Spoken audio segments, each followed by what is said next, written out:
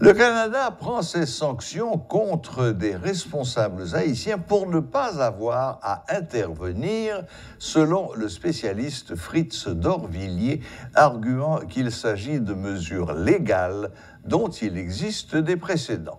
Le professeur d'Orvilliers estime que les personnalités sanctionnées par le Canada et les États-Unis peuvent exercer un recours devant la Cour interaméricaine des droits de l'homme en raison de la violation de leur droit de circuler. Toutefois, ce serait une première dans l'histoire de cette Cour.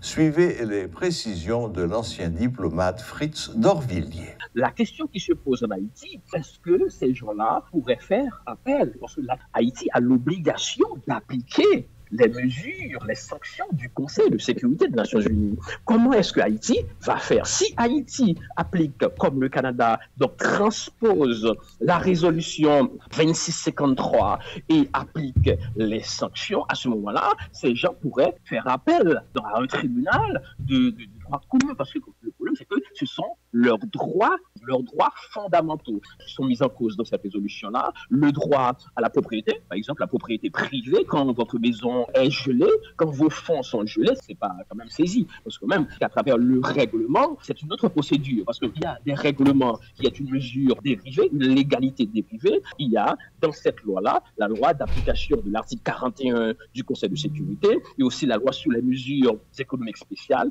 permet la saisie par une juridiction, par un tribunal. Le problème, c'est que les sanctions ont été prises en quelque sorte par les Nations Unies, par le Conseil de sécurité, qui est l'un des principaux organes des Nations Unies. Le fait que les Nations Unies appliquent un droit global, c'est-à-dire que c'est une juridiction globale, donc le citoyen peut faire appel directement, soit dans son pays, à un tribunal quelconque, et faire un appel de l'appel, c'est-à-dire qu'un appel à une instance supérieure, par exemple la Cour interaméricaine des droits de l'homme, qui est quand même une juridiction régionale. La personne peut faire appel directement aussi, soit au comité des sanctions, soit directement. Ce qui a été fait le plus souvent, c'est le comité des droits de l'homme, qui est une forme de quasi-juridiction. Les personnes peuvent faire appel devant le comité des sanctions parce que tout simplement, au motif que leurs droits fondamentaux, notamment le droit d'être entendu par un tribunal, jugé de manière impartiale, le droit à respect du droit à la défense, leurs droits fondamentaux en termes de droit à la propriété et aussi droit à la libre circulation. Une tension entre deux faits